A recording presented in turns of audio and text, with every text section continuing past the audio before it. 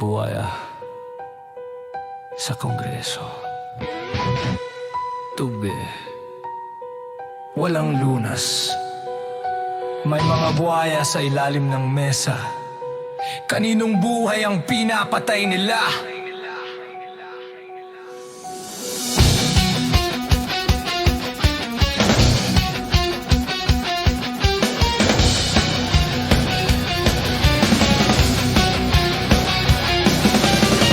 Parang dagat tuwing buwan ng tag-ulan. Traffic at baha pare parang walang katapusan. Pondo'y milyones, sabi nila ay para rito. Pero bakit ang buhaya palaging busog?